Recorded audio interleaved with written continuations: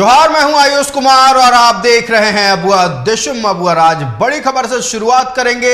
धनबाद में भूकंप के झटके महसूस किए गए हैं। बड़ी खबर, धनबाद में भूकंप के झटके महसूस किए गए हैं। रिक्टर स्केल पर भूकंप की तीव्रता 3.6 रही है। सबसे ज्यादा सिंदरी में महसूस हुआ है झटका। भूकंप आते ही घरों से बाहर निकले लोग और किसी तरह के जान माल के नुकसान की खबर फिलहाल सामने नहीं आ रही है। बड़ी खबर,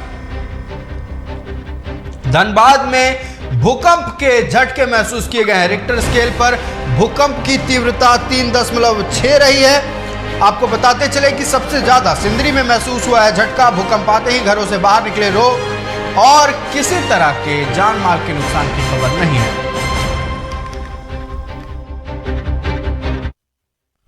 इधर बाघमारा के बीजेपी विधायक ढुल्लू महतो ने धीरेन्द्र शास्त्री बाबा बागेश्वर के कार्यक्रम की अनुमति नहीं मिलने पर राज्य सरकार को दोष दिया है। इस पर मंत्री बन्ना गुप्ता ने पलटवार करते हुए कहा कि ढुल्लू मेरा छोटा भाई है। साथ ही कहा कि बाबा बागेश्वर भगवान राम के असल भक्त नहीं है। मेरे मन में राम, तन में राम, रोम रोम में राम है। और राम तो हमारा आदर्श भी है, विचार भी है और खुल्लम खुल्ला मैं राम का भक्त भी हूँ। इसलिए कोई माई का लाल मुझे राम के पूजा से नहीं रोक सकता। राम तो मेरे आदर्श विचार हैं, इसलिए ये सब छोड़िए। बागेश्वर बाबा कोई भगवान राम के प्रतिनिधि हैं क्या? भगवान राम के सच्चे सब जो हैं भक्त हम हैं। जो हम बोलते हैं कि राम नहीं मिलते ईंट और गारों में, राम मिले हैं निर्धन की आंसू की धारों में, राम मिले हैं वचन निभाती आयु को, राम मिले हैं घायल पड़े जटायु को, राम मिले हैं अंगद के उस पाँव में, राम मिले हैं मर्यादा से जीने में, राम मिले हैं हनुमान के सीने में, राम मिले हैं प्रण हेतु वनवास में, राम मिले हैं केवट के विश्वास में, राम मिले हैं अनसुईया की मानवता में, राम मिले हैं सीता जैसी पावनता में, राम मिले हैं ममता की माँ कौशल्या में, राम नहीं मिलते मंदिरों के फेरों में, राम मिले हैं सबरी के झूठे बेरों में, राम मिले हैं सबरी के झूठे बेरों में। कोई दिक्कत नहीं है तो क्यों परमिशन? अरे भैया, हमसे ज़्यादा ये कोई मर्यादा पुरुषोत्तम राम के बारे में बोल सकता है? ढुल्लू जी पूरा राम मंदिर बनाए। अरे मंदिर और मस्जिद से धर्म और आस्था केवल नहीं ना होती है, आस्था हृदय। झारखंड में एनआरसी को लेकर मुखर हुए बीजेपी के प्रदेश अध्यक्ष बाबूलाल मरांडी बोकारो पहुंचे, जहां साबता सुधार गांवता संस्थान के सदस्यों ने उनका स्वागत किया। बाबूलाल ने यहां आदिवासियों के तीर्थ स्थल लुगुबुरु घंटाबाड़ी में आने वाले देश विदेश के आदिवासी समाज के लोगों की सुविधाओं का खास ख्याल रखने का सुझाव दिया। पत्रकारों से बात करते हुए बाबूलाल ने एक बार फिर झारखंड में बांग्लादेशी घुसपैठ को लेकर सत्ता पक्ष को घेरा है। उन्होंने कहा कि बांग्लादेशियों को वैधानिक रूप से बसाया जा रहा है। एनआरसी के जरिए ऐसे लोगों की पहचान कर बेदखल किया जाएगा। कि बांग्लादेश के इलीगल तरीके से लोग आकर के बहुत घुस गए हैं। भाजपा नहीं, भाजपा ही नहीं, सबके लिए वो खतरा का विषय है। अगर आपकी ज़मीन में ही लोग घुस करके कोई इंक्रोचमेंट करे, वहाँ ज़मीन पे घर द्वार बना ले, तो आप ही लोग भी चिल्लाने लग जाएंगे। अभी संथाल पर हैं, इसलिए वहाँ के लोग परेशान हैं, लेकिन जब आपके तरफ आएगा तो यहाँ आपको भी परेशानी होता है कि नहीं होता है? यहाँ तो एक इंच ज़मीन के लिए लोग लड़ाई लड़ते हैं आपस में। भाई भाई अगर इतना काट दिया तो नहीं इतना नहीं छोड़ेंगे। और तो कहाँ बांग्लादेश से आकर के लोग घुस रहे हैं और कुछ लोग मिलजुल करके जो सत्ता में बैठे हुए लोग हैं उनको नागरिकता दे रहे हैं। झारखंड हाई कोर्ट में बांग्लादेशी घुसपैठियों की दायर याचिका पर मुख्य न्यायमूर्ति और न्यायमूर्ति के खंडपीठ में सुनवाई हुई। सुनवाई में खंडपीठ ने केंद्र और राज्य सरकार से जानना चाहा कि सरकार की टीम बांग्लादेशी घुसपैठियों को रोकने के लिए क्या मानक और मापदंड तैयार की है, किस प्रकार से उनकी पहचान की जा सकेगी। इसे लेकर विस्तृत शपथ पत्र के माध्यम से जवाब दाखिल करने के लिए कहा गया। वहीं इस मामले की अगली सुनवाई 13 दिसंबर को निर्धारित की गई है। झारखंड के विभिन्न क्षेत्रों में बांग्लादेशी घुसपैठियों के मामले पर दायर याचिका पर आज झारखंड उच्च न्यायालय में माननीय मुख्य न्यायमूर्ति एवं न्यायमूर्ति आनंद सेन की खंडपीठ में सुनवाई हुई। माननीय खंडपीठ ने केंद्र सरकार एवं राज्य सरकार से यह जानना चाहा कि केंद्र एवं राज्य सरकार की टीम उनको पहचानने के लिए क्या मानक एवं मापदंड तैयार की है, किस प्रकार उनकी पहचान की जा सकेगी। इस मामले पर विस्तृत शपथ पत्र के माध्यम से जवाब दाखिल करें। इस मामले की अगली सुनवाई 13 दिसंबर को निर्धारित की गई है। चाईबासा के हेसा बांध जंगल में एक बार फिर आईईडी ब्लास्ट हुआ। धमाके में सीआरपीएफ 174 बटालियन के जवान हाफिजुर रहमान जख्मी हुए हैं, जिन्हें बेहतर इलाज के लिए एयरलिफ्ट कर राजधानी रांची लाया गया। रांची के खेलगांव में एयरलिफ्ट कर लाए गए जवान को ग्रीन कॉरिडोर बनाकर बूटी मोड़ स्थित मेडिका अस्पताल में भर्ती कराया गया। मामले की जानकारी देते हुए आईजी अभियान अमोल वेणुकांत होमकर ने बताया कि डॉक्टर के मुताबिक हाफिजुर रहमान खतरे से बाहर हैं और उनको अंडर ऑब्जर्वेशन रखा गया है। आईजी ऑपरेशन ने बताया कि जंगल में अपनी सुरक्षा के लिए नक्सलियों ने जगह जगह पर आईईडी बिछा रखा है। हालांकि पुलिस और सीआरपीएफ के जॉइंट ऑपरेशन में तमाम सावधानी बरती जा रही है। आईजी ने कहा कि जवानों का हौसला बुलंद है, जल्द ही इस इलाके से भी नक्सलियों का सफाया कर दिया जाएगा।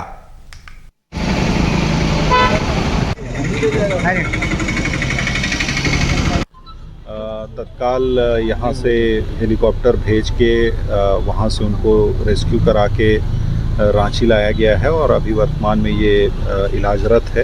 अभी इनकी डॉक्टर्स के देखरेख में इलाज चल रहा है। कंडीशन अभी जैसे डॉक्टरों ने बताया कि कंडीशन अभी स्टेबल है और उस क्षेत्र में अभी लगातार ये अभियान चल रहा है। विगत कई महीनों से ये अभियान चल रहा है। काफ़ी हद तक सुरक्षा बलों को उस क्षेत्र से नक्सलवादियों को भगाने में, खदेड़ने में सफलता मिली है और उस क्षेत्र में चूँकि नक्सलवादियों ने अपने आप को बचाने के लिए कई सारे प्रेशर आईडीज़ पूर्व से ही बिछा के रखे हुए हैं, तो ये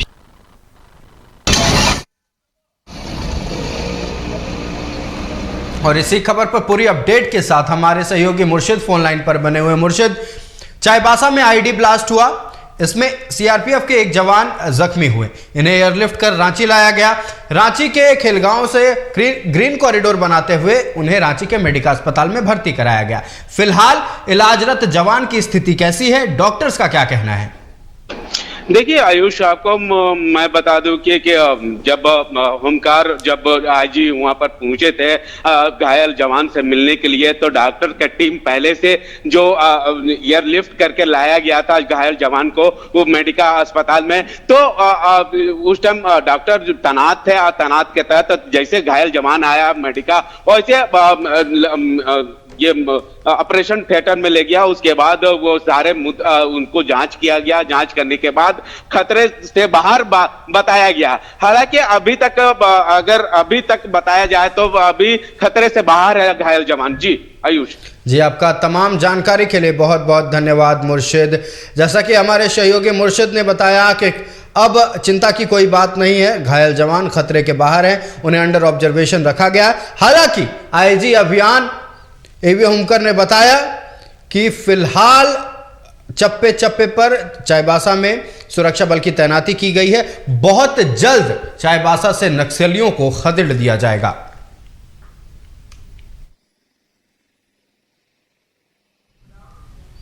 झारखंड में 24 नवंबर से आपकी योजना आपकी सरकार आपके द्वार कार्यक्रम का तीसरा चरण शुरू हो रहा है। सीएम हेमंत सोरेन 25 नवंबर को पाकुड़ के बाजार समिति मैदान में आयोजित आपकी योजना आपकी सरकार आपके द्वार कार्यक्रम में शिरकत करेंगे। सीएम यहां लगभग 250 से 300 करोड़ की योजनाओं का उद्घाटन और शिलान्यास करेंगे।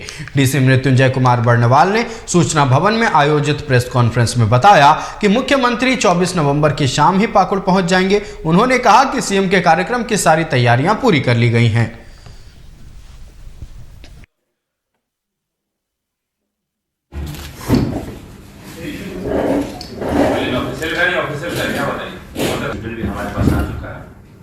का जो तीसरा चरण आपकी योजना आपकी सरकार आपके द्वार हो रहा है, जो 24 नवंबर से 26 दिसंबर है, उसमें 24 नवंबर को इवनिंग में सब पाकुड़ में आएंगे और यहाँ पर नाइट स्टे करेंगे और 25 नवंबर को यहाँ पर है सो एक महाशिविर होगा। इसमें है सो लगभग समझिए लगभग 250 से 300 करोड़ रुपए की योजनाओं को उद्घाटन, शिलान्यास और माननीय मुख्यमंत्री जी के हाथों में वितरण किया जाएगा।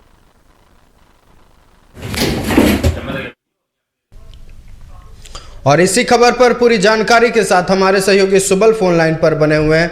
सुबल, शुक्रवार शाम मुख्यमंत्री हेमंत सोरेन पाकुड़ पहुंच रहे हैं और 25 तारीख को वो आपकी सरकार आपके द्वार कार्यक्रम में शिरकत करेंगे। क्या कुछ तैयारियां हैं सीएम के आगमन को लेकर और आपकी सरकार आपके द्वार कार्यक्रम को लेकर क्या कुछ तैयारियां पाकुड़ में की गई हैं? जी आयुष जी, आपको बता दें कि जैसे कि कल शाम को मुख्यमंत्री हेमंत सोरेन जी को हेलीकॉप्टर के द्वारा पाकुड़ आ रहे हैं। पाकुड़ में आने के बाद कल शाम में सर्किट हाउस में ठहरेंगे। सर्किट हाउस में ठहरने के बाद जैसे कि 25 तारीख को जाके बाजार समिति में आपके द्वार आपके सरकार कार्यक्रम का जाके 200 से 300 करोड़ के बीच सौगात देने जा रहे हैं पाकुड़ वासियों का। और इसमें कई अहम योजनाएं जैसे कि है, सबसे अहम योजना में है जैसे कि अबुआ आवास को लेकर, उसके बाद जाके कोई इंटर्स में जो छात्राएं पढ़ रहे हैं उनको लोन लेके, इस तरह के कई योजनाएं हैं जो समाज हित में कल्याणकारी में योजनाओं का लागू करेंगे। जी सुबल, आपका हमारे साथ जुड़ने के लिए और तमाम जानकारी के लिए बहुत बहुत धन्यवाद। सरकार आपके द्वार कार्यक्रम के तीसरे चरण की शुरुआत होने वाली है और मुख्यमंत्री हेमंत सोरेन शुक्रवार यानी कि 24 नवंबर की शाम पाकुड़ पहुंचेंगे, सर्किट हाउस में रात बिताएंगे और 25 नवंबर को होने वाले सरकार आपके द्वार कार्यक्रम में हिस्सा लेंगे, जहां करीब 300 करोड़ की योजनाओं की सौगात सीएम हेमंत सोरेन पाकुड़ वासियों को देने वाले हैं। झारखंड सरकार की आपकी योजना आपके सरकार आपके द्वार कार्यक्रम को प्रखंड स्तर पर सफल बनाने के लिए धनबाद के गोविंदपुर प्रखंड कार्यालय में बैठक का आयोजन किया गया। इस कार्यक्रम में बीडीओ समेत पंचायत स्तर के प्रतिनिधि शामिल हुए। कार्यक्रम में शिविर के आयोजन और लाभुकों के बीच योजनाओं का लाभ पहुंचाने के तरीकों पर चर्चा की गई। आपको बता दें कि 24 नवंबर से गोविंदपुर प्रखंड क्षेत्र के अमरपुर पंचायत और जेलगोड़ा पंचायत में आपकी योजना आपकी सरकार आपके द्वार कार्यक्रम के तहत शिविर का आयोजन किया जाएगा। आपकी सरकार आपकी योजना आपके द्वार कार्यक्रम कल से शुरू होने वाला है। इसी के सिलसिले में आज सभी जनप्रतिनिधियों के साथ प्रमुख विसूत्री अध्यक्ष सदस्य के साथ बैठक हुई और उन लोगों से ये अनुरोध किया गया कि इसको सफल बनाने में आप अपने महत्वपूर्ण भूमिका निभाएंगे और लोगों को उनको व्यापक प्रचार प्रसार करते हुए कैंप तक लाने हेतु प्रेरित करेंगे, ताकि लोगों को सरकार के द्वारा जो भी योजनाएं चल रही है लोगों को जन जन तक पहुंच सके। आगामी 3 दिसंबर से संकल्प यात्रा का दूसरा चरण शुरू होगा। इस पर बीजेपी प्रदेश महामंत्री सह राज्यसभा सांसद आदित्य साहू ने विकसित भारत संकल्प यात्रा को ऐतिहासिक बताते हुए कहा कि 15 नवंबर को खूंटी से पीएम मोदी ने इस संकल्प यात्रा की शुरुआत की थी। झारखंड राज्य के 9 जिलों में विकसित भारत संकल्प यात्रा की शुरुआत हो चुकी है। पीएम मोदी द्वारा जो कल्याणकारी कार्य किया जा रहा है उसे धरातल पर पहुंचाने के लिए हम सब कृत संकल्पित हैं। साथ ही उन्होंने हेमंत सरकार को भी कटघरे में खड़ा करते हुए कहा कि राज्य सरकार केवल कमाने वाली सरकार है। योजना के माध्यम से सरकारी योजनाओं का पंजीकरण कराना, फॉर्म भरवाना, विभिन्न जगहों में जाकर के स्वास्थ्य शिविर लगाना और लोगों की स्वास्थ्य की जांच करना, माई भारत पोर्टल पर युवाओं का पंजीकरण करवाना, विकसित भारत का लोगों के बीच में संकल्प लेना और विभिन्न प्रकार के सांस्कृतिक कार्यक्रम का आयोजन करना और जो देश के यशस्वी प्रधानमंत्री केंद्र सरकार के माध्यम से जो महत्वाकांक्षी योजनाएं जो मैं पहले बोल चुका हूं, गांव गरीब किसान मजदूर जो कल्याणकारी कार्य चलाए जा रहे हैं उसके बारे में लोगों को जानकारी देना इस यात्रा का यही उद्देश्य है। वक्त है एक छोटे से ब्रेक का, जल्द लौटेंगे।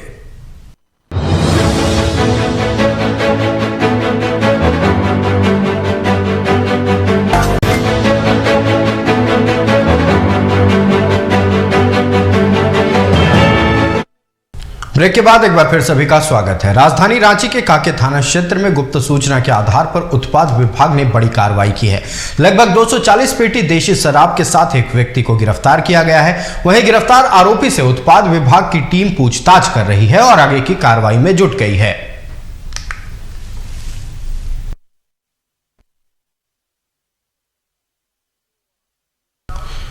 बोकारो जिले के चश्मा मुफस्सिल थाना क्षेत्र के चमसाबाद गांव से पुलिस ने छेड़खानी करने के मामले में आरोपी रहे अमित बाउरी को गिरफ्तार कर लिया है। इस मामले में जानकारी देते हुए थाना प्रभारी ने बताया कि आरोपी के खिलाफ 10 दिन पहले छेड़खानी की एक प्राथमिकी दर्ज की गई थी। इसके बाद से पुलिस लगातार उसकी गिरफ्तारी के लिए छापेमारी कर रही थी। गिरफ्तारी के बाद आरोपी को सदर अस्पताल भेजकर मेडिकल कराया गया और उसके बाद उसे न्यायिक हिरासत में मंडल कारा चास भेज दिया गया।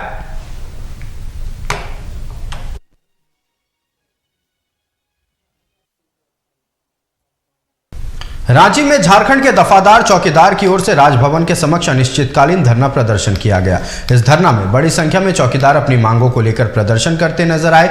इधर प्रदर्शन कर रहे चौकीदारों ने कहा कि चौकीदार मैनुअल का उल्लंघन कर ड्यूटी ली जा रही है। इसके साथ ही चौकीदारों और सेवा विमुक्त चौकीदारों के रिक्त पदों के विरुद्ध वैकेंसी निकाली गई है, जो नियम संगत नहीं है। बता दें कि चौकीदारों ने निकाली गई नियुक्ति प्रक्रिया को गलत ठहराते हुए तत्काल रद्द करने की मांग की है। साथ ही चेतावनी भी दी है कि अगर सरकार हमारी बात नहीं मानती है तो आने वाले समय में और भी बृहद तरीके से आंदोलन किया जाएगा। नौकरी में वापस करो, विमुक्त चौकीदारों को नौकरी में वापस करो, सीटों की बहाली शीघ्र करो, ज्ञापन निकाल। राज्य स्तरीय पंचायत सचिवालय स्वयंसेवक संघ का राजभवन के समक्ष 150 दिनों से अनिश्चितकालीन धरना प्रदर्शन जारी है। प्रदर्शनकारियों का कहना है कि अपने 5 सूत्री मांगों को लेकर धरने पर बैठे हैं। जितने भी फेस्टिवल्स हैं, हम सारे फेस्टिवल इसी धरना स्थल पर ही मना रहे हैं, लेकिन अब तक कोई सकारात्मक पहल सरकार की ओर से नहीं की गई है।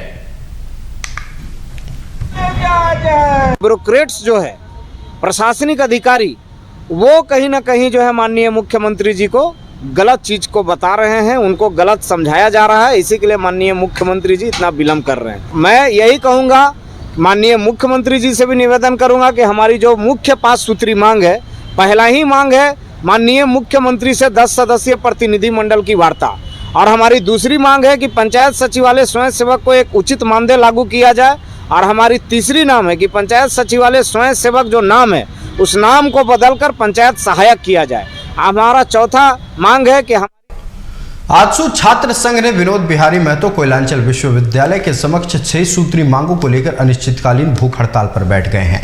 भूख हड़ताल की शुरुआत विश्वविद्यालय अध्यक्ष विशाल महतो के नेतृत्व में की गई।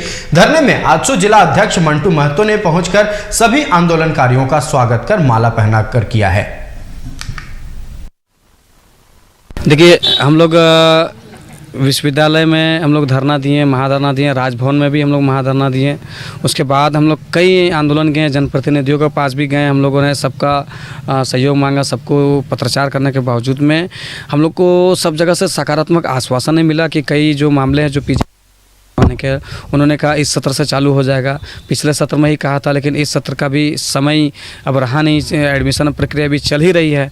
इसी दौरान अगर चालू नहीं हुआ तो इस सत्र भी नहीं हो पाएगा। तो हम लोग इस चीज़ को अनुभूति हुई कि हम लोग को सिर्फ सकारात्मक आश्वासन मिलता है, आश्वासन के नाम पे कुछ होता नहीं है। इसलिए हम लोग अनिश्चितकालीन भूख हड़ताल पर बैठे हैं, बिना कोई निर्णय लिए। हम लोग बीसीसीएल ब्लॉक 2 के धनबाद स्थित मधुबन कोल वॉशरी में कार्यरत 49 वर्षीय कर्मी अनिल चौहान की ड्यूटी से घर वापसी के बाद तबीयत बिगड़ने और इलाज के दौरान मौत मामले में जारी धरना के 24 घंटे बीत जाने के बाद भी कोई हल नहीं निकला है। शव अभी भी धरना स्थल पर रखा हुआ है और परिजनों की मांग है कि आश्रित को अविलंब नियोजन पर अब तक सहमति नहीं बनी है। पर आज इस धरने के समर्थन में मृतक के समाज के वरिष्ठ नेता और मजदूर यूनियन प्रतिनिधि भी समर्थन में आ चुके हैं। इन लोगों ने स्थानीय बीसीसीएल प्रबंधन पर हठधर्मिता का आरोप लगाते हुए यूनियन प्रतिनिधि ने कहा कि नियोजन देने की मांग को लेकर कल देर रात ही कागजी प्रक्रिया पूरी हो चुकी थी, पर प्रबंधन को क्या आपत्ति हुई यह कहना मुश्किल है। चौहान मधुबन वासी का वर्कर ड्यूटी से जा रहे थे घर, तबीयत खराब हुआ। उनको ले जा करके लोग रीजनल हॉस्पिटल बगमारा ले गया, वहाँ से रिफर कर दिया सेंट्रल हॉस्पिटल धनबाद, वहाँ वो एक्सपायर कर गए।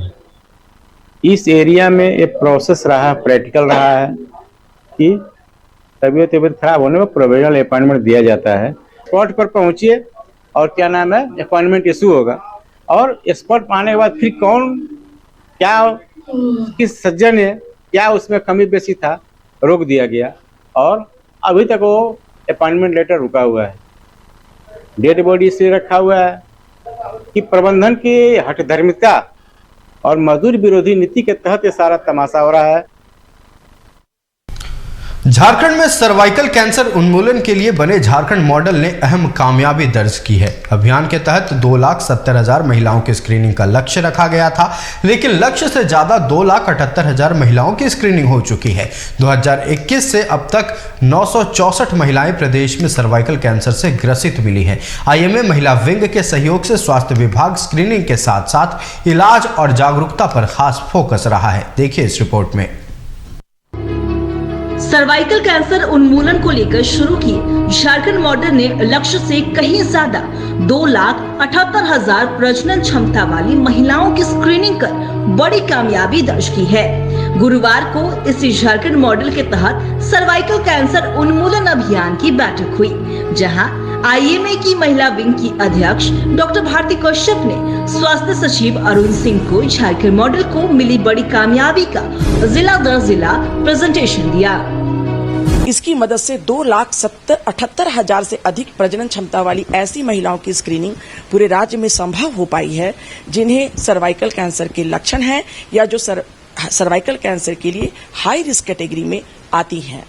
हमारा लक्ष्य था 2,70,000 के करीब ऐसी महिलाओं की स्क्रीनिंग का, और हमने अपने लक्ष्य से भी ज्यादा प्राप्ति की है। महिलाओं में ब्रेस्ट कैंसर के बाद दूसरा सबसे बड़ा हमला सर्वाइकल कैंसर का ही होता है। सर्वाइकल कैंसर से देश में हर साल इससे 67,000 महिलाओं की जान चली जाती है। इसी खतरे को देखकर झारखंड देश का पहला राज्य बना है जहां सर्वाइकल कैंसर उन्मूलन को लेकर झारखंड मॉडल तैयार किया गया है और इसे जमीन पर उतारा है आईएमए की महिला डॉक्टर विंग ने। WHO की सर्वाइकल कैंसर उन्मूलन 2030 की 90-70-90 कार्यक्रम के तहत झारखंड में 48% महिलाओं की कुल आबादी में 22% प्रजनन क्षमता वाली महिलाओं के बीच सर्वाइकल कैंसर की संभावित 6% महिलाओं को चिन्हित कर स्क्रीनिंग का लक्ष्य रखा गया था। इसे लेकर स्वास्थ्य विभाग ने सभी सरकारी अस्पतालों को सप्ताह में 2 दिन कैंप लगाने का निर्देश भी जारी किया था। 90-70-90 का तीसरा भाग यह है कि 90% गर्भाशय ग्रीवा की सूजन से ग्रसित महिलाओं की स्क्रीनिंग कर दी जाए और उनका इलाज कर दिया जाए। अब सवाल यह उठा कि ये 90% महिलाओं की स्क्रीनिंग कैसे हो। देश के शीर्ष कैंसर स्त्री रोग विशेषज्ञों के साथ स्वास्थ्य विभाग और विमेन डॉक्टर्स विंग की लगातार कई वेबिनारों से के माध्यम से बातें हुई। रिपोर्ट के मुताबिक स्क्रीनिंग में 2021 से अब तक 964 सर्वाइकल कैंसर के मामले सामने आ चुके हैं। स्क्रीनिंग में कुछ जिलों ने बेहतर काम किया है तो कहीं खास जोर देने की जरूरत है। स्वास्थ्य सचिव अरुण सिंह ने कहा कि बाकी जिलों में भी स्क्रीनिंग की जाएगी। पूर्व में इस पर बहुत अधिक ध्यान नहीं दिया गया, इतने मामले सामने नहीं आए। कुछ जिलों ने बहुत अच्छा काम किया है, गोड्डा ने अच्छा काम किया है, जमशेदपुर ने अच्छा काम किया है और हमारे बोकारो जिला ने बहुत अच्छा काम किया है। तत्काल हम लोग कैंसर स्क्रीनिंग को और अधिक बढ़ावा देंगे। जिन जिलों की खराब परफॉर्मेंस है उन जिलों में हम लोग विशेष ध्यान देंगे ताकि वहां की माताएं बहनें भी इस सुविधा से वंचित न रहें। सर्वाइकल कैंसर उन्मूलन को लेकर मिले इस कामयाबी के बाद स्वास्थ्य सचिव ने आईएमए की महिला डॉक्टर विंग को नेशनल हेल्थ मिशन यानी कि NHM में पार्टनर बनाने के लिए MOU का प्रस्ताव दिया है। महिला विंग ने बहुत बढ़ चढ़ करके योगदान दिया है और मैं प्रस्तावित कर रहा हूं उनसे कि हमारे NHM के साथ पार्टनर के रूप में भी आगे आए, एक MOU हम लोग हस्ताक्षर करें IHM महिला विंग के साथ, ताकि एक फोकस हो सके, हमारे पदाधिकारियों को भी एक सपोर्ट मिल सके। जिस प्रकार के एनालिटिक्स का उन्होंने प्रेजेंटेशन किया है। सर्वाइकल कैंसर भी धीरे धीरे ब्रेस्ट कैंसर की तरह जानलेवा साबित हो सकता है, इसलिए समय रहते इसकी पहचान और इलाज की मुहिम का ही नाम झारखंड मॉडल रखा गया है। पहले दौर में स्क्रीनिंग में मिली कामयाबी से साफ जाहिर है कि आईएमए की महिला डॉक्टर विंग और स्वास्थ्य विभाग की एक कोशिश जमीन पर रंग लाने लगी है। रांची से TV45 के लिए चित्रंजन कुमार की रिपोर्ट। गोड्डा जिला मुख्यालय स्थित पुराने जर्जर पोस्ट ऑफिस भवन को करोड़ों की लागत से नवनिर्माण कर इस नए भवन का शुक्रवार को उद्घाटन होना है। वहीं इस नए भवन के साथ साथ पासपोर्ट सेवा केंद्र का भी कल यानी कि 24 नवंबर को उद्घाटन होना है। इसे लेकर जोर शोर से तैयारी चल रही है। विदेश मंत्री doctor S Jaishankar passport office का ऑनलाइन उद्घाटन करेंगे। इस दौरान गोड्डा सांसद निशिकांत दुबे, गोड्डा विधायक अमित मंडल उपस्थित रहेंगे। कार्यक्रम को लेकर झारखंड के chief post master general Rakesh Kumar ने प्रेस वार्ता कर जानकारी दी।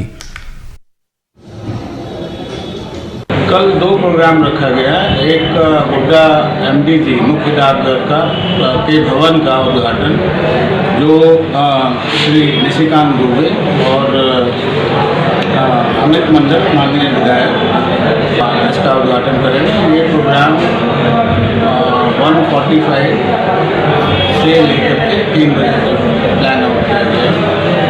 और दूसरा प्रोग्राम है पोस्ट ऑफिस पासपोर्ट केंद्र POPSK, ये भी इसकी भी शुरुआत होनी है।